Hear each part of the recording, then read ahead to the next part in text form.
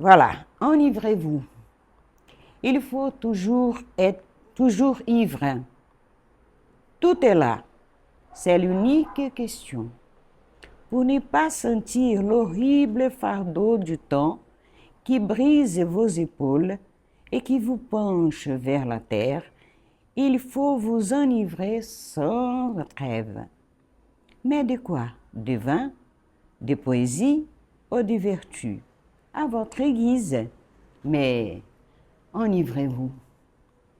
Et si quelque chose sur les marches du palais, sur l'herbe verte d'un fossé, dans la solitude morne de votre chambre, vous vous réveillez, l'ivresse déjà diminuée ou disparue, demandez au vent, demandez à la vague, à l'étoile, à l'oiseau, à l'horloge, à tout ce qui fuit, à tout ce qui gémit, à tout ce qui roule, à tout ce qui chante, à tout ce qui parle.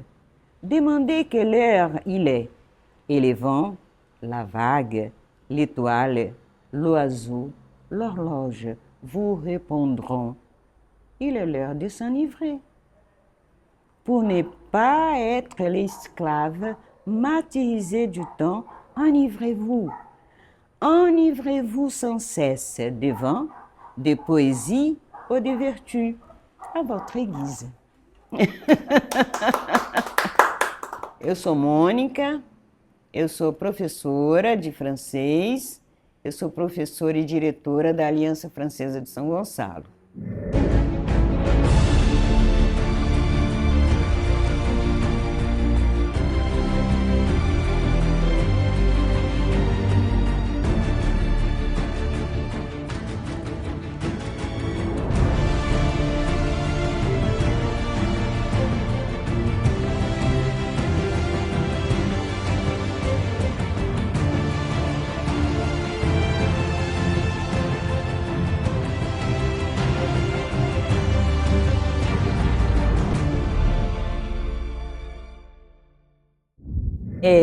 Eu me chamo Mônica Maria dos Santos. Eu nasci no dia 4 de setembro de 1950, então eu sou uma septagenária. E cheguei à conclusão que é uma idade bem interessante. Por quê? Porque a gente pode não ouvir, a gente pode não entender e tudo fica por conta da idade. Eu nasci em Recife, Pernambuco, e vim de lá, sou nordestina, pernambucana, e vim de lá com 6 meses de idade. Não só eu, como toda a família, dos meus avós maternos. Viemos para o Rio, mais precisamente para São Gonçalo. Meu avô veio na frente, depois viemos toda a família. São meus avós maternos. A minha avó, ela é típica africana, tá? Porque os meus bisavós maternos, a minha bisavó se chamava Mônica Francisca, eu carrego o nome dela. E o meu bisavô materno, Manuel. E como eu sou a primeira neta, eu recebo o nome dela. E o que me contam é que ela era índia. Ela era índia, estava numa mata e meu bisavô a encontrou e levou para casa. Meu bisavô é descendente de escravos. E na minha adolescência mais ou menos, eu ficava questionando a aparência física da minha família. Por quê? Como eu disse, a minha avó materna era tipicamente africana. Cabelo carapinha, mais ancas, muito forte. E minha mãe não tinha essas mesmas características. As minhas tias também não. O meu avô, ele tinha a pele escura e olhos claros. A primeira vez que eu fui à França foi de férias. E eu sempre tenho anjos, que eu digo anjos na minha vida. Isso foi um funcionário, um funcionário. Ele de uma vez ele chegou para mim, Dona Mônica, você já foi na França? Eu falei, não. Ué, por que você não vai? Eu falei, Leandro, tem lá dinheiro para ficar gastando, indo, viagem para estrangeiro? Ele, quando chegou no outro dia, ele me veio com uma agência, com um valor. Eu falei, Leandro, a senhora tem passaporte? Eu falei, não, nem sei como é que faz isso. Quando foi no outro dia, ele me veio com tudo para fazer passaporte. E ficou em cima de mim. Olha só, como eu tinha dado aula nessa empresa, eu ganhei um dinheiro extra, porque eu fiquei. A professora não pôde assumir, eu fiquei. Então eu tive um dinheiro extra. Aí eu falei, Leandro, eu estou com dinheiro para ir à França. Ela disse, então, viu? Já tem passaporte. A agência, olha aqui. Fui na agência, comprei. Foi a minha primeira viagem. Foi quantas vezes lá para a França? 4. 4 vezes. Foi a primeira vez. Sempre Paris? Sempre Paris. Eu desço a primeira vez foi em Paris. A segunda vez foi para uma cidade que eu disse que é fronteira com a Suíça, para estudar lá. Segunda, terceira, primeira, segunda, terceira. A quarta foi em Paris, que foi um congresso. Eu fiz um congresso, participei de um congresso lá. Eu fui essas quatro vezes. E a primeira vez, parecia que eu estava em casa. Não tinha dificuldade nenhuma, andava, me perdia. Aí perguntava ou sentava no meio-fio com um mapa, né? Para saber onde eu estava. A primeira vez, nada, não tinha problema nenhum. Tive problema nenhum. É muito unido em casa, porque nós respeitamos uns aos outros. Não é nada falso, é respeito mesmo. Eu não vou. São assim, muitos irmãos? Éramos 6, tá? Uma faleceu muito nova, 30 e poucos anos, deixou 2 meninas que eu acabei criando. Eu criei filhos paridos, 2 meninas. Uma é essa, que eu falo sempre, a Thaís. A outra é muito católica, mas também é uma pessoa muito ligada. Então nós temos... E o engraçado, nós temos uma ligação muito forte uns com os outros, porque nós somos completamente diferentes um dos outros. Mas a gente tem uma ligação, quando um está sentindo dor, o outro está junto. Mas não tem, só falta tirar a roupa do corpo para defender o outro. Entendeu? Sempre foi assim. Essa minha irmã que veio a falecer, eu sou a mais velha, depois vem uma outra, a Fátima, depois vinha essa minha irmã e aí minha irmã caçula, que se chama Tereza. E aí, essa minha irmã, ela teve hidrocefalia desenvolvida na fase adulta. E foi algo assim. E eu me lembro que aí ela fez a cirurgia, botou uma válvula para bombear a água que estava em excesso no cérebro. Ela sentia dores de cabeça horríveis. E ela fez cirurgia, mas depois teve problema, caiu, a válvula entupiu, teve que voltar. Então teve todo esse processo. A última vez que ela foi, ela chegou lá em casa dizendo, mãe, eu não aguento, tenho que ir no hospital, porque eu não aguentando dor de cabeça, não sei o quê, começou a chorar. Aí ela falou assim, Mônica, toma conta das minhas filhas. E foi a última vez. Aí eu ainda falei, eu não tenho filho, para que eu quero tomar conta das suas filhas? Vai para o hospital como você tem ido sempre, volta e cuida das tuas filhas. Foi a última vez. Ela ficou durante 8 meses em coma. 8 meses. A minha mãe ia todos os dias no hospital. Quando chegou num determinado momento, a minha mãe, Minha mãe é uma pessoa incrível, uma herança que eu tenho, sabe? Dela, ela já se foi. Ela chegou para o médico e falou assim, doutor, fale comigo a verdade. Tem esperança da minha filha voltar? Aí o médico, para a medicina, não. Aí minha mãe, então eu quero que ela fique, que ela faça a passagem ao meu lado, vou levá-la para casa. Minha mãe era uma pessoa sem muita instrução, mas tinha uma sagacidade incrível. O que minha mãe fez? Meu pai também era vivo, fez todo o processo para ter responsabilidade, meu pai e minha mãe, com as meninas, que o pai não tinha muito juízo, né? Então teve a guarda, providenciou a guarda e foi dada para os meus pais. E eu ficava por conta da educação, né? Levar médico, ir à reunião. Consequentemente, elas me tratam hoje, e eu sempre dizia, eu falei assim, olha, eu não quero que me chamem de mãe, porque a mãe de vocês não há ninguém que vai substituir. Eu sou sua tia, vou cuidar de vocês, mas como tia, tá? Então, elas nunca me chamaram mesmo de mãe. Ela faleceu quando elas tinham quantos anos? A Tatiana tinha 9 para 10 anos e Thaís tinha 6 para 7 anos. A vida da minha mãe era assim, pavio curto, não guardava almoço para janta, que nem eu. A língua afiadíssima, hoje eu ainda estou mais sociável. Ela, a língua afiadíssima, tá? Meu pai, aquela pessoa que calma, tranquila, serena. Mas os dois viviam numa cumplicidade que você não entendia. Não entendia, porque meu pai mal falava, mas eu nunca vi os dois brigando.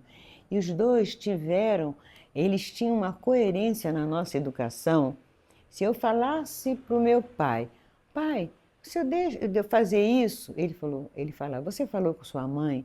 Eu falei, falei. E o que ela disse? Ela disse não. Ele dizia, então é não. Pronto, acabava a conversa. Né? Então eu fui criada nesse ambiente, mas eles não nos proibiam de nada. Eu tomei minha primeira batida, limãozinho, das mãos do meu pai. Ele fazia, eu disse, eu prefiro que você beba aqui e que você saiba a hora de parar, porque meu pai era assim. Tudo tem uma hora de parar. Se ele jogava um baralho na empresa, ele nunca apostava dinheiro, ele apostava sabonete. Aí vinha com um monte de sabonete para cá, mas não apostava dinheiro. Eu aprendi a tomar vinho com meu avô, que botava açúcar no vinho, e com meu pai, ele botava na mesa, todo mundo reunido para almoçar, ele botava vinho, eu ficava olhando, essa menina está querendo tomar um vinho, essa menina está querendo tomar, aí botava um pouquinho de água, um pouquinho de açúcar, eu tomava vinho. Foi assim que eu aprendi a tomar vinho. E meu pai, o limãozinho, a caipirinha que ele fazia, ele botava para mim. Ele dizia, você tem que aprender a hora de parar. Beber, tá? A gente, é bom, é agradável, mas você tem que saber a hora de parar, conhecer seu limite. Foi assim que eu fui criada. Meu pai, tanto é que meu pai, ele faleceu abraçando a minha mãe.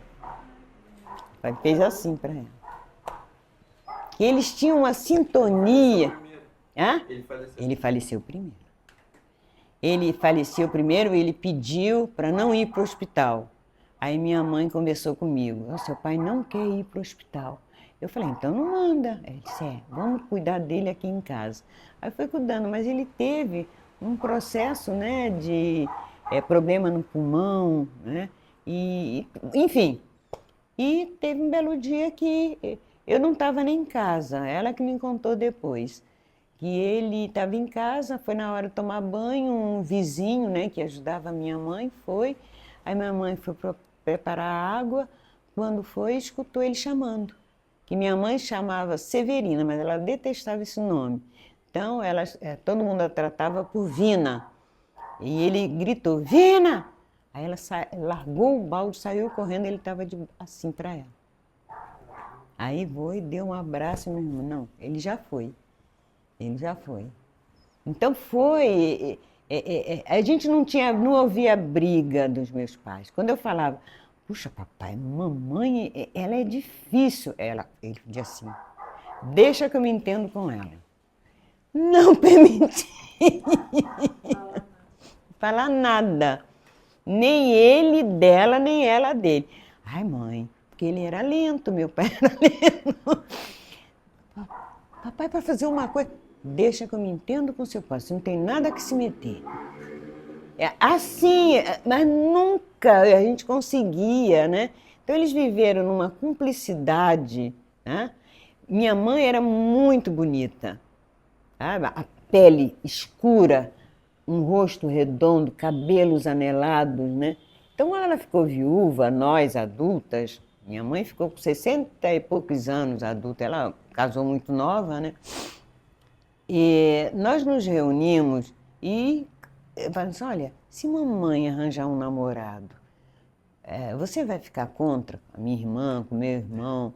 Eu falei, eu não, ela tem todo o direito, ela é uma pessoa bonita, é uma pessoa que se cuida e, sabe, ela tem todo esse direito de ter um namorado. Aí um belo dia no almoço, todos os meus irmãos concordaram, dizendo, não, a gente não vai se meter. Ela que vai fazer as escolhas dela, não vou me meter. Aí eu caí na asneira de falar. Falei, mãe, olha só, a gente conversou e nós vimos o seguinte, se a senhora está viúva, já estava há algum tempo, e se a senhora quiser ter alguém para dividir a sua vida, ela tinha maneira de olhar assim, ó. Quando era assim, ela falava assim, eu não preciso de ninguém, o seu pai me foi suficiente.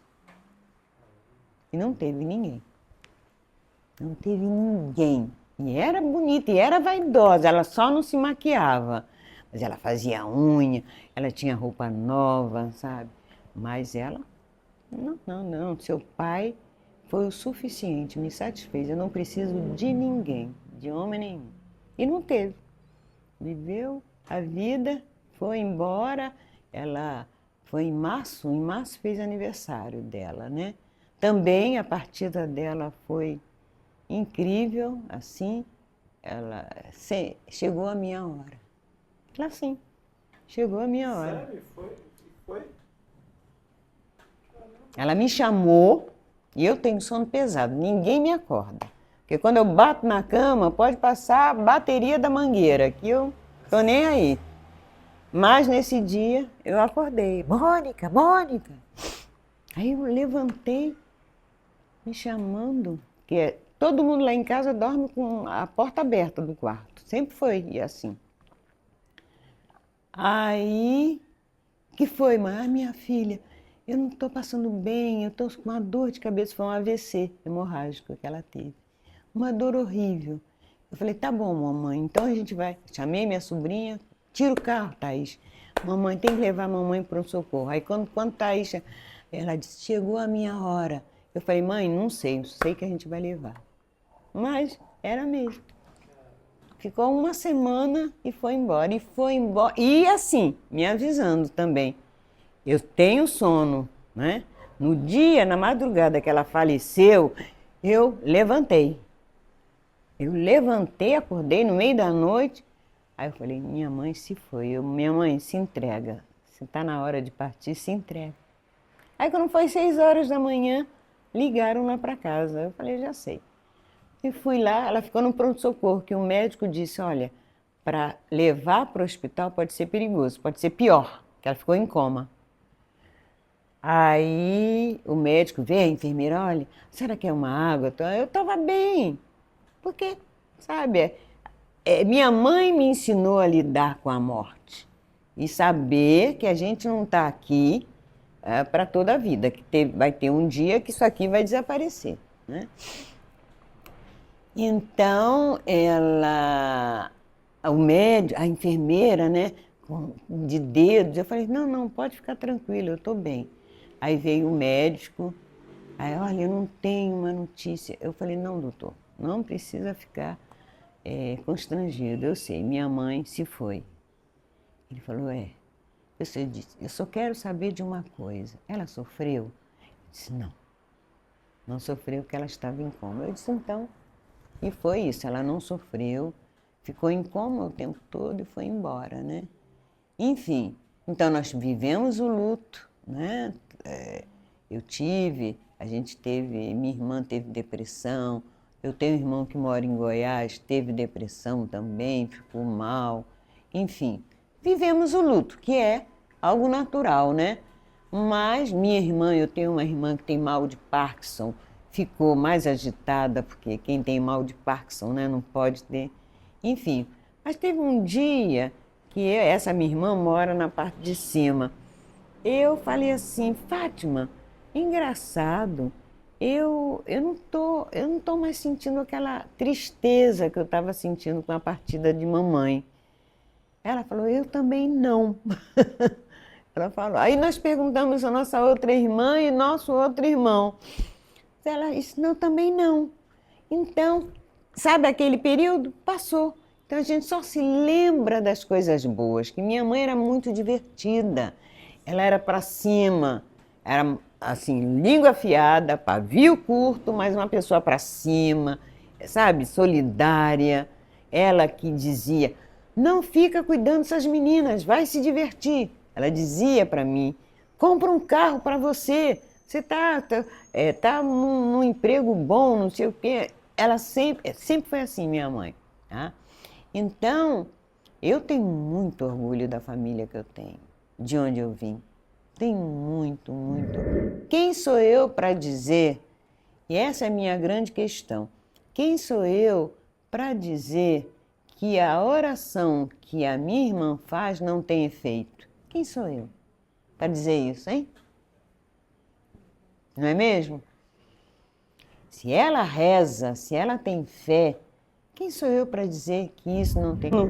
Então, é o meu favorito, esse poeta, o Baudelaire. Eu visitei o túmulo dele na França. Porque eu sou essa turista, né? Que eu vou no mercado, ando na rua, sento na praça, eu sou assim. E aí ele sabia, né? Porque eu sempre falava alguma coisa de literatura, aí ele me presenteou o pequenos poemas em prosa. E está em francês e em português. Eu fui para o Chile.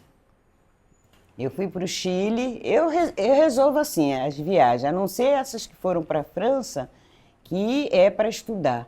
Mas aqui eu gosto de viajar, né? E aí um dia eu falei, eu quero ir a Machu Picchu, eu quero conhecer esse lugar. Porque eu leio muito, mas...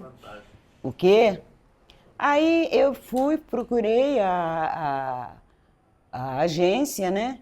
E eu falei, bom, vamos ver. Não tinha voo direto para o Peru, tinha uma escala na Colômbia ou no Chile. No Chile era mais curto. Aí eu fui, Rio, Santiago. Fui para Santiago, fiquei lá e depois eu ia passar 7 dias em Cusco, que é a cidade onde fica Machu Picchu. Aí eu fui. Dos meus bisavós paternos, eu não sei muita coisa. A característica física do meu bisavô era muito interessante, como eu já tinha falado. Ele tinha a pele escura, um pouco mais clara do que a minha, e o olho claro. E minha mãe, que não tinha nenhuma aparência com a minha avó, que tinha as características bem africanas. Minhas tias também, características africanas. Eu tenho uma tia que tem a pele clara e o olho claro, e cabelo carapinha. Então, eu indagava, mas eu nunca fiz essas perguntas, né? A minha mãe. Enfim, nós viemos para cá, para São Gonçalo, meu avô veio na frente, ele era feirante, ele comprou uma casa grande num bairro que existe, que se chama Galo Branco, uma casa, um quintal imenso, e toda a família, com uma boa família nordestina, ficou morando ali. Eu cresci, tive uma infância ótima, correndo na rua, brincando. Meu pai trabalhava numa fábrica, minha mãe trabalhava lavando roupa para fora, enfim, nós sempre tivemos uma vida muito simples. Estudei no Colégio Moura e Silva, que ainda existe, e depois eu fui fiz prova de admissão e comecei o ginásio na época no Instituto de Educação, que se chama hoje Clélia Nance. Fiz o ginásio lá e posteriormente fui para o liceu, que tinha duas formas de estudo para entrar na faculdade. Na época tinha vestibular, ou estudo clássico ou estudo científico. Eu optei pelo estudo científico e foi justamente no período da ditadura, né, que foi muito confuso um pouco confuso na minha vida. Eu perdi um ano porque eu ficava envolvida lá com o pessoal, enfim. E acabei não entrando na faculdade. No período que eu estudei no Instituto de Educação, eu não sei por que eu escolhi o francês. Entre o inglês e o francês, eu escolhi o francês. E até bem pouco tempo eu me dei conta que eu ainda tinha os cadernos daquela época. Enfim, eu fiz o científico, depois eu precisava trabalhar. Eu precisava trabalhar e fui fazer inglês no Brazos. E comecei a trabalhar numa empresa multinacional. Eu só tive 2 empregos na vida, que é essa empresa multinacional e a Aliança Francesa. Trabalhei lá, primeiro no setor de publicidade, depois trabalhei na tesouraria e depois trabalhei como secretária executiva do filho do diretor-presidente. Então, tinha um bom salário, comprei carro, andava de tailleur, de salto alto, viajava pelo Brasil, enfim. Mas o que era muito interessante, eu sentia que ali não era meu lugar. Não sei porquê. E eu me lembro que uma vez nós tivemos uma espécie, que hoje se chama de coach, em que a pessoa que estava fazendo a palestra falou que o trabalho na empresa, os funcionários têm que vestir a camisa. E aquilo ficou na minha cabeça. Eu disse assim, mas eu não consigo vestir essa camisa. O que será que acontece? Não é meu lugar aqui. Eu falava para meu chefe, ele disse, não, você faz seu trabalho muito bem. Eu digo, eu sei, eu vou fazer errado? Não posso, né? Enfim, quando foi um belo dia, eu recebo uma ligação, isso é 81, 82 mais ou menos. Uma ligação, era o diretor da Aliança Francesa, perguntando se eu podia ir até a Aliança, que ele queria conversar comigo. Eu falei, tá, tudo bem. Fazendo só antes, eu já tinha estudado também francês com a fundadora da Aliança. Eu estudei durante 5 anos francês lá. Bom, aí eu falei, mas o que ele queria comigo? Ele disse, não, eu quero conversar, nós queremos conversar com você. Aí ele me falou, olha só, fui, como ele havia pedido, aí cheguei lá, ele falou assim, olha, a gente está precisando de um professor de francês. Eu lembro perfeitamente que eu disse para ele, mas não tem a mínima condição. Eu tenho um emprego fixo, estou muito bem. Ele disse, não, é por um curto período. É só porque a gente não tem ninguém para essa determinada turma, mas é um curto período, é um período de um semestre, vamos dizer assim. Eu falei, bom, sendo assim, eu posso ajudar, né? Porque até então a proprietária, que era uma francesa, ela já tinha falecido e a aliança já tinha passado para as mãos de outras pessoas, né? Eu falei, não, então se é assim, eu vou aceitar. Aí fui. Aí, quando eu entrei em sala de aula, no primeiro dia, eu falei assim, meu lugar é aqui. Meu lugar é aqui. Trabalhava na empresa há 14 anos. Pedi demissão. Simplesmente, pedi demissão. O meu chefe ficou apavorado, porque ele disse, mas que você vai sair daqui para ganhar mais? Eu falei, muito pelo contrário. Meu salário, tive que vender meu carro. a minha roupa, os taieiros, salto alto, me desfazer de tudo, porque não tinha como andar dessa forma, né? Mas meus pais sempre apoiaram, porque eles também sempre diziam, a sua escolha a gente apoia, tá? Porque eles sempre eles me ensinaram a ter responsabilidade pelos seus atos.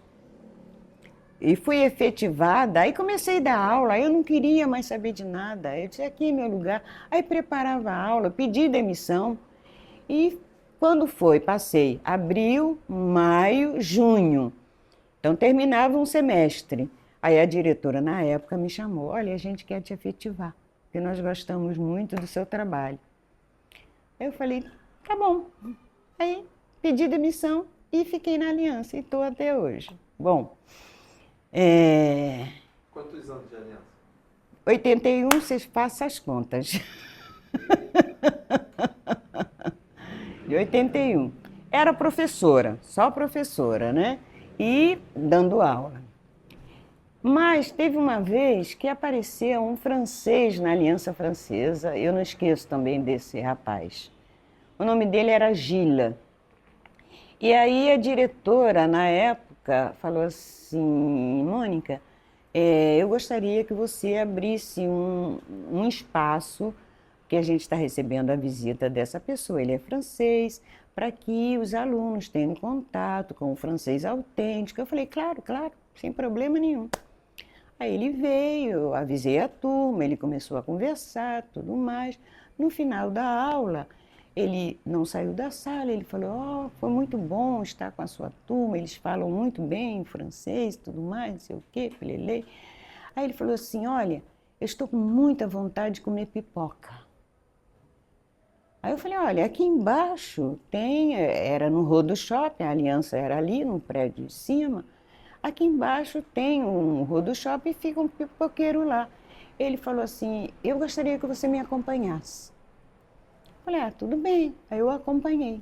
Fui até lá, comemos pipoca e começamos a conversar sobre os monumentos, sobre isso, sobre aquilo. Ele falou assim, você já foi na França? Eu falei, não. Mas assim, você conhece tanta coisa, tanta história. Eu falei, não, é porque eu fiz um curso, justamente. Eu deixei de fazer a faculdade e fiz um curso de 4 anos só de língua francesa, que se chamava Nancy, em função de uma universidade que fica no norte da França. E 4 anos você estuda desde a Idade Média até a Quinta República, a final da Segunda Guerra Mundial. Nesse estudo, que é o estudo da história, tem a literatura. Então eu li muito, eu passei 4 anos da minha vida lendo muito em francês, conhecendo, tendo contato com a literatura francesa. E no final de cada ano, vinham professores de lá, dessa universidade, aplicar a prova para a gente. E por isso, e dentro da literatura e da história, tinha também a arte, pintura, arquitetura, né? As grandes correntes picturais, né? Enfim, então tinha muita coisa, eu aprendi muita coisa. E isso me habilitou, porque habilitava para ser professora. Foi por isso que eu larguei, não fiz a faculdade, fui fazer esse curso, porque me habilitava para ser uma professora de francês. E aí eu conversei com ele, é por isso. Ele disse, não, mas você tem que ir na França, porque do jeito que você tem esse conhecimento, conhece os monumentos, tá, tudo bem. O tempo passou, aí um belo dia ele apareceu lá, e ele estava conversando com o presidente da instituição e com a diretora, e eu em sala de aula com a professora. E aí eles estavam na biblioteca, e eu precisava pegar alguma coisa, eu acho que era um dicionário, não me lembro bem. Eu falei, meu Deus, como é que eu vou entrar e não atrapalhar? Mas eu tenho que fazer isso, era para a sala de aula, para dar continuidade à minha aula. Aí eu entrei disfarçadamente. Ele se virou para mim e virou para o presidente e falou, é essa que é a diretora da Aliança. É ela que é a diretora da Aliança. Eu quase morri, eu fingi que não ouvi, peguei o que tinha que pegar, eu falei, eu estou frita, falar isso. Na frente da diretora, eu tô frita, o que vai acontecer comigo? Enfim, o tempo passou, nunca mais vi esse rapaz. Nunca mais. O que eu soube que ele tinha morrido, porque ele estava com AIDS. Na época que a AIDS estava em pleno vapor. Nunca mais. Gília. Mas eu não esqueço nem da fisionomia e nem do nome dele. E aí foi dessa forma. O que aconteceu depois? Houve lá um problema que a diretora acabou não dando continuidade ao trabalho. Eu estou em sala de aula e aí o presidente me chama e falou: eu queria que você se tornasse a diretora pedagógica. Eu falei assim: não tem, até porque ele era militar. E eu ainda tinha muita, assim, resistências com os militares, né?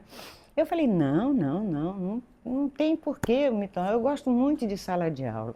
Ele falou assim: mas eu preciso de alguém. Eu falei: tá bom, eu te ajudo. Mas sem esse compromisso de ser diretora. Mas eu te ajudo. Quando você encontrar alguém, é só me falar, tudo mais. Aí o tempo passou, ele me chamou de novo: olha, eu não encontrei ninguém e é você que tem que ser a diretora daqui. Eu falei assim: olha, eu não quero, eu acho que não é a hora. Ele falou assim: mas eu pago para você. Eu preciso ganhar, porque eu trabalho e tenho que ter um salário. Não, eu te pago, tudo mais, não sei o quê. Tá bom, eu vou te dar uma resposta mais tarde. Daqui a alguns dias eu te dou uma resposta. O tempo foi passando e eu falei: não quero saber disso. Aí ele me chamou de novo. Eu falei: sabe o que mais? Eu me lembro, eu vou aceitar. Aí eu falei para ele o seguinte: ele já decidiu? Eu falei assim: nós decidimos. Quando eu falei isso, eu falei: nós quem? Que estava eu e ele. Aí eu falei: nós, eu comigo, fiquei toda atrapalhada. Mas eu me lembro perfeitamente, nós decidimos. Essa pessoa se tornou um grande amigo meu. Um irmão mesmo. Tá? Tinha as imperfeições, mas era uma alma muito boa. E nós nos tornamos muito amigos, muito apegados, né? E aí eu me tornei a diretora e estou lá até hoje.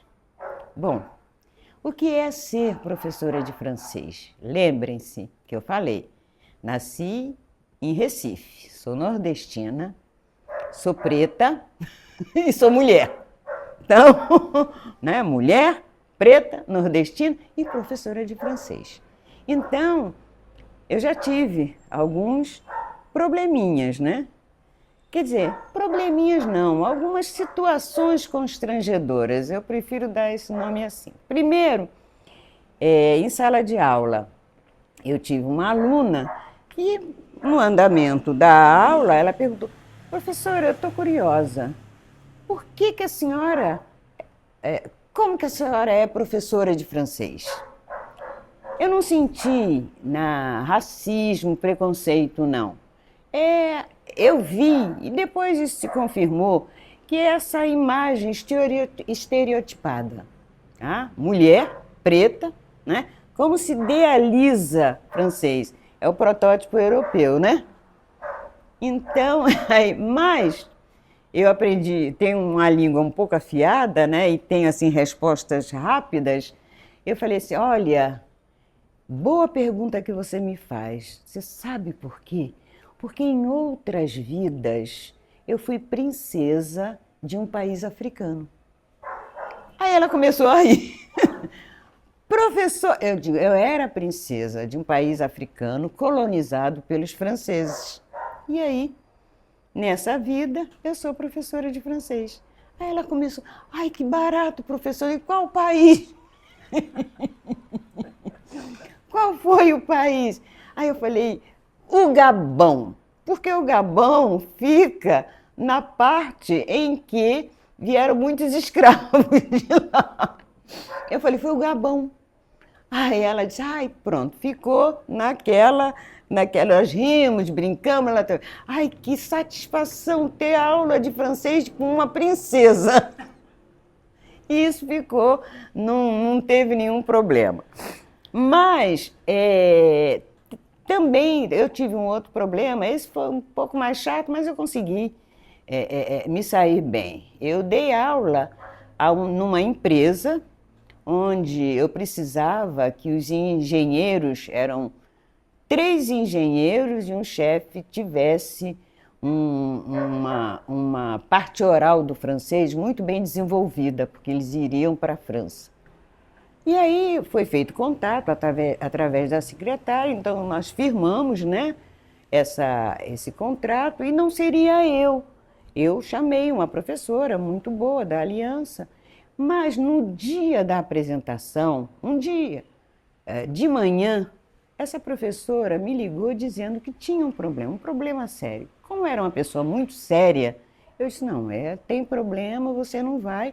Eu digo, não vou perder essa, eu tenho que ir. Então eu fui.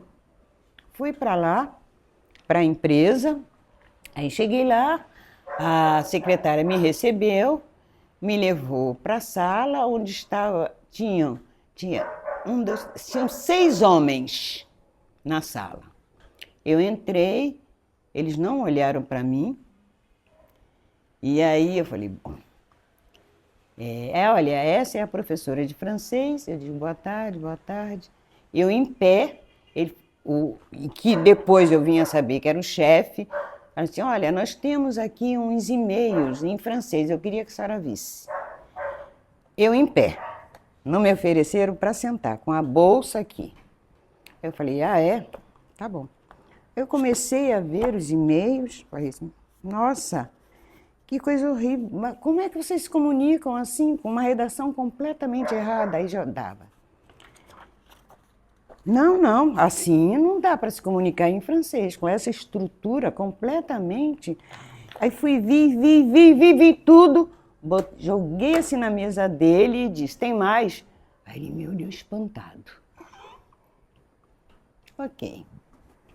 E aí eu comecei a aula, preparei, e um belo dia eu chego na empresa e um engenheiro fala, professora, eu quero que a senhora veja, que me ajude a escrever um e-mail para a França.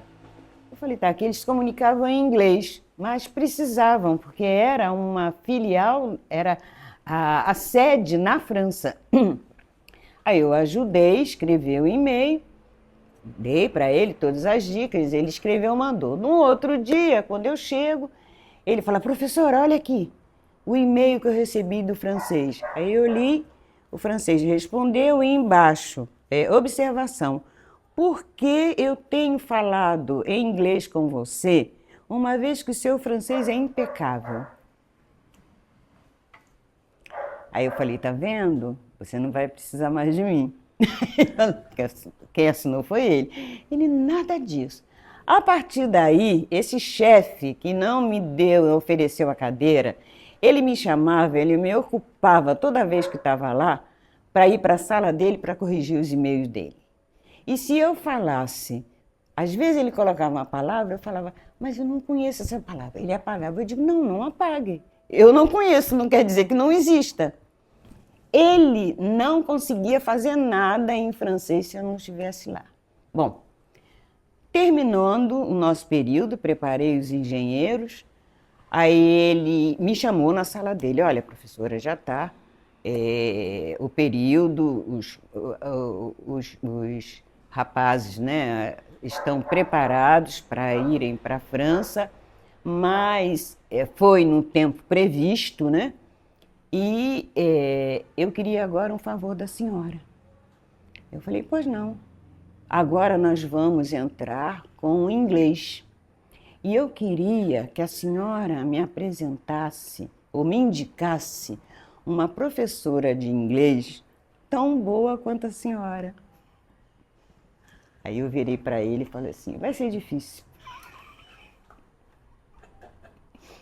Mas eu vou tentar.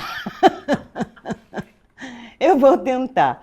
E eu tinha uma amiga, Jaqueline, amicíssima. Ela é professora de inglês, ela dava aula, tinha uma experiência de sala de aula assim, em empresas, né?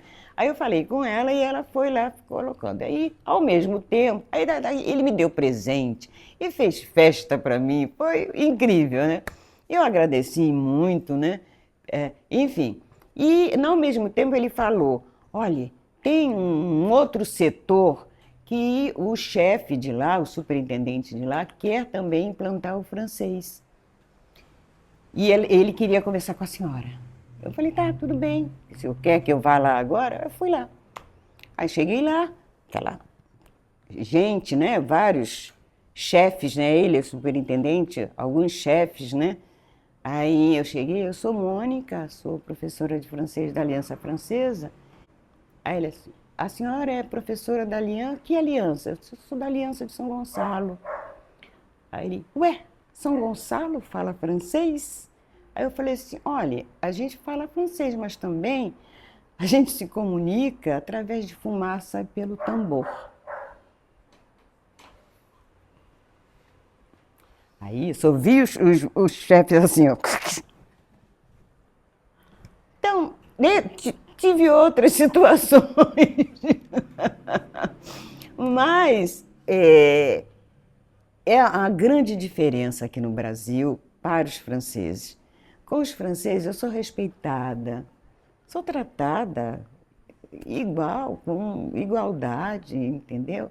Porque o francês é uma coisa que eu admiro muito, é por isso que eu ainda estou, mesmo aposentada, estou até hoje na Aliança, porque eles têm um comportamento profissional extremamente exemplar, e eu aprendi muito e aprendo muito. E o tratamento que me dispensam, né, de respeito, de saber, lógico, não ia ser diferente, mas mesmo assim, não tem essa arrogância, mas no nosso país é diferente, né? Quantas vezes alguém bate na Aliança dizendo, eu quero falar com a diretora. Aí eu falei, ela está viajando. Ela volta? Não, ela não volta mais. Enfim, tá? Tem essa ainda, não é todo mundo, claro, tem gente. Você precisa provar algo. Eu disse, não, eu não preciso provar nada, né? Mas é que no nosso país a gente ainda tem esse ranço, né? E no exterior, logicamente, eu não estou cristalizando ninguém. Lá também, isso é coisa do ser humano, não é de um país específico. Tem problema de racismo. Eu mesma enfrentei uma vez, né? Mas onde eu estou, na Aliança Francesa, é um local onde eu me sinto muito bem. Eu sinto que eu sou ouvida também. Tá? E estar em sala de aula é algo extremamente salutar.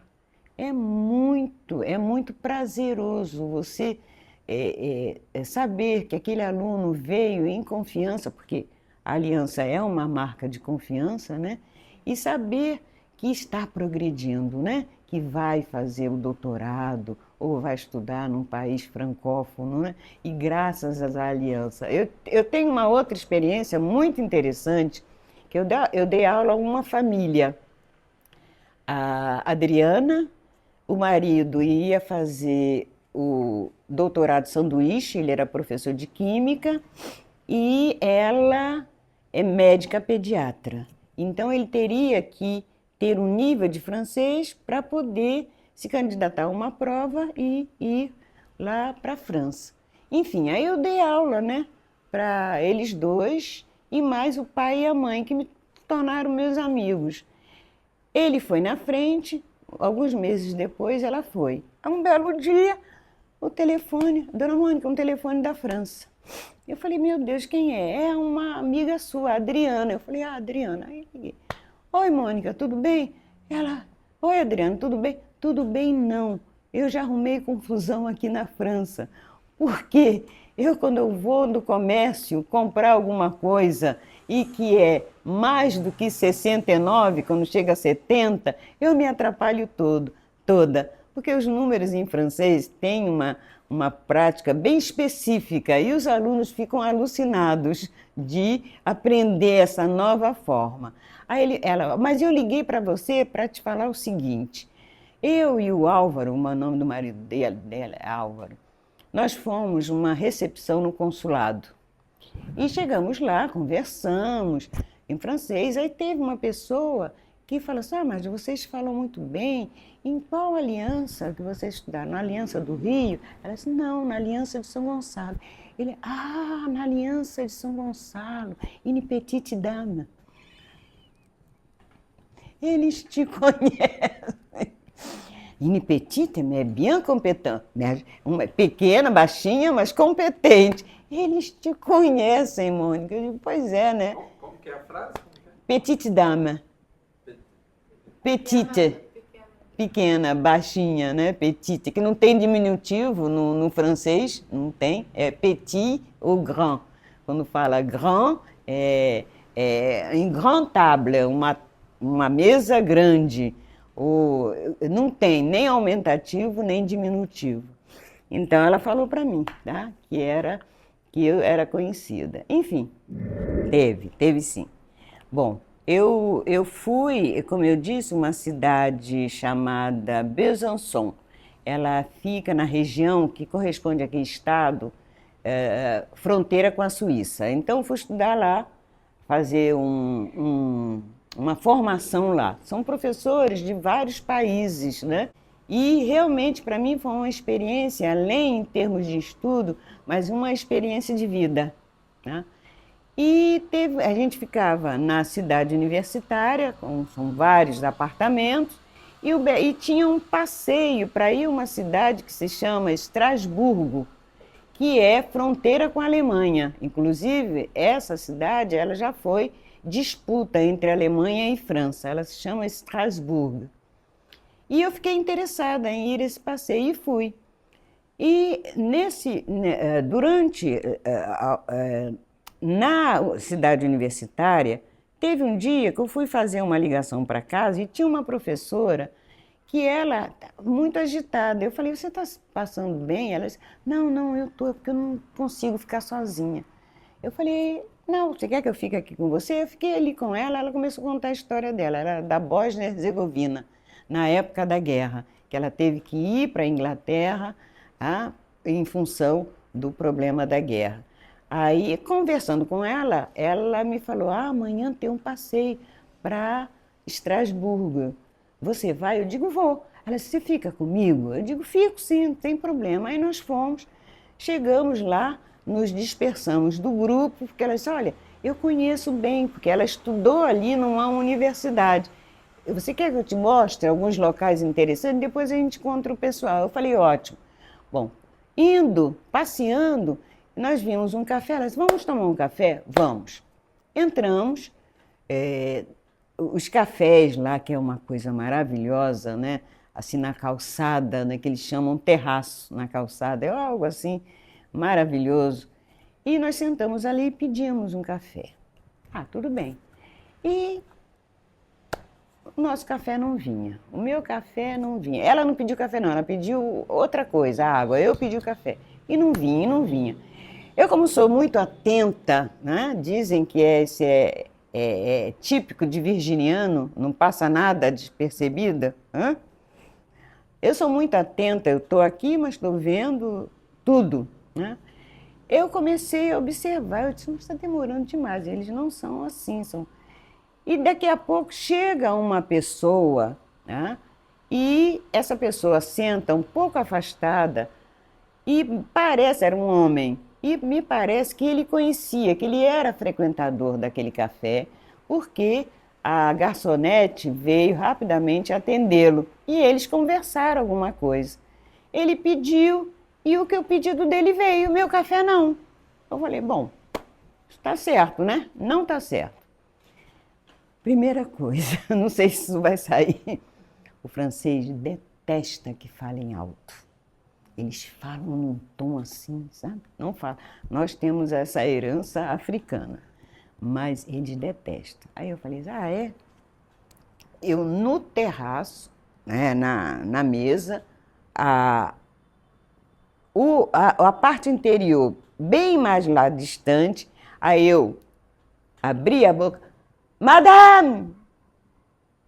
Dei um grito. Quando eu dei um grito, Todo mundo olhou para mim. E ela veio correndo, porque eles detestam, eles não gostam. Eles não têm essa coisa de falar alto. Madame, eu falei, o que está havendo? Ela, nada. Eu digo, bom, eu acho que está havendo alguma coisa sim. Por quê? Eu pedi um café e até agora não fui servida. A pessoa que veio, que pediu algo, foi servida imediatamente. Tem algum problema? Está havendo algum problema? Ela, não, madame. Eu digo, eu pensei que tivesse. Porque eles têm preconceito lá em Estrasburgo. Eles que eu digo, não estou generalizando, não é? E lá funciona da seguinte maneira: tem isso, liga, imediatamente a polícia chega. Não fica lá. E eu senti realmente que era algo com relação ao preconceito, né? Porque ela veio já me dar satisfação. Isso aconteceu na França. Mas foi o único. Demais não tive. Porque, repito, é coisa do ser humano. Não é de uma nacionalidade ou de um país. É do ser humano. Né? Tem ser humano que tem esse tipo de postura. Mas a senhora sentiu que foi um preconceito de nacionalidade? Não, racial. Racial. Eu senti que foi racial. Porque do resto, não. Eu nunca tive problema. Sempre que eu fui no centro de Paris, lá na cidade, com os professores, com o pessoal, eu tive uma experiência muito interessante, que no ateliê, eu fiz um ateliê de fonética, para saber, né, se eu estava pronunciando direitinho. E na sala, entre os brasileiros, estava um grupo de ingleses. E eles têm maior dificuldade de falar em francês. Não sei por quê.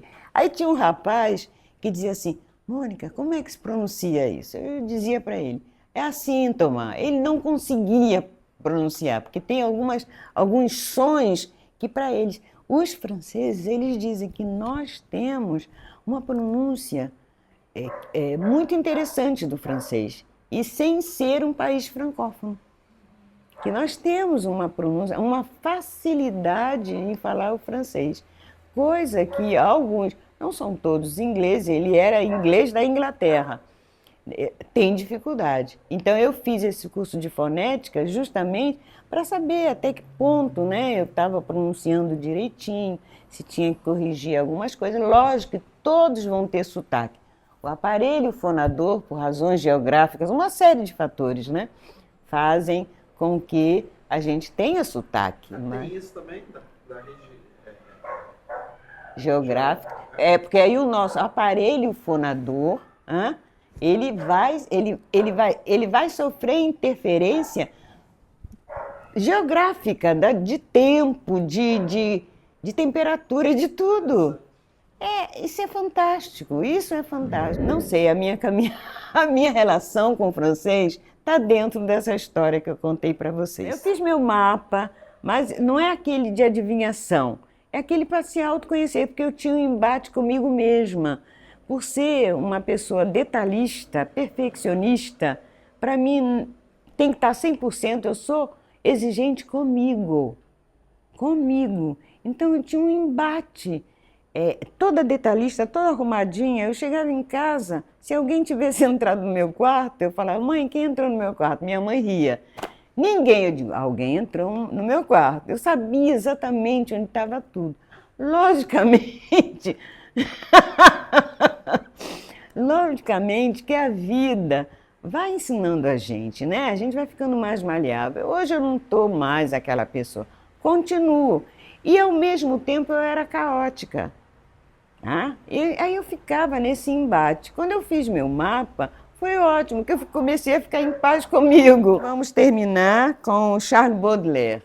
Charles Baudelaire, ele nasceu, me parece, foi 11 de abril, vai fazer aniversário. Quando eu fui para a França, eu fui no cemitério onde está o túmulo dele. Ele está longe da família, está num túmulo separado.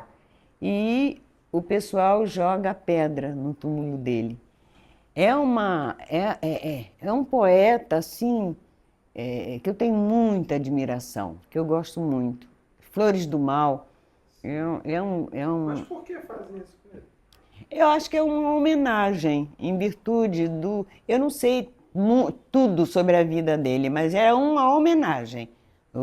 Jogar pedras é uma homenagem, eu não sei por quê. Mas a vida de Charles Baudelaire é uma vida muito, muito interessante. A poesia dele é algo assim de muito, muito, muito, muito bonito, é belo. Enfim, então eu escolhi Embriaguem-se, que faz parte dos pequenos poemas em prosa de Charles Baudelaire. Embriaguem-se. Aqui está sempre embriagado. Tudo está nisto. É a única questão.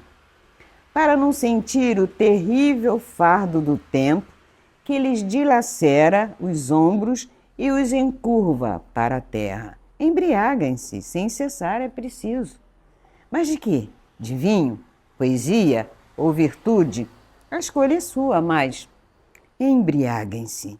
E se às vezes, nas escadarias de um palácio, na verde relva de um barranco, na solidão morna de seu quarto, você acordar com a embriaguez já diminuída ou sumida, perguntem ao relógio, ao vento, à vaga, às estrelas, a tudo que foge, a tudo que geme, a tudo o que rola, a tudo que canta, a tudo que fala. Pergunte que horas são.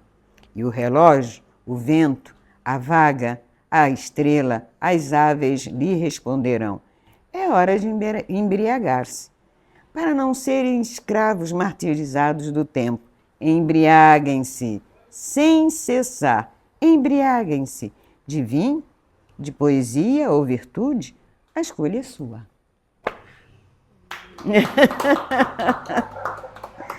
Ai, ai, ai, ai, ai. Essa é a minha história.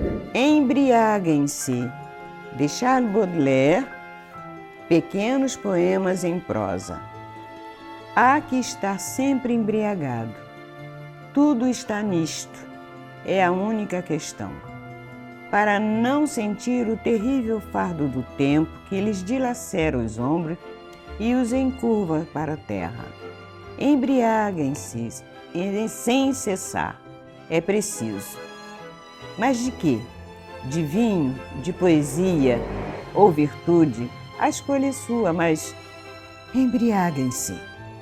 E se às vezes, nas escadarias de um palácio, na verde relva de um barranco, na solidão morna de seu quarto, você acordar com a embriaguez já diminuída ou sumida, perguntem ao relógio, ao vento, à vaga, à estrela, a tudo que foge, a tudo o que geme, a tudo o que rola, a tudo que canta, a tudo o que fala. Perguntem que horas são. E o relógio, o vento, a vaga, a estrela, as aves lhe responderão. É hora de embriagar-se. Para não serem os escravos martirizados do tempo, embriaguem-se, sem cessar, embriaguem-se. De vinho, poesia ou virtude, a escolha é sua.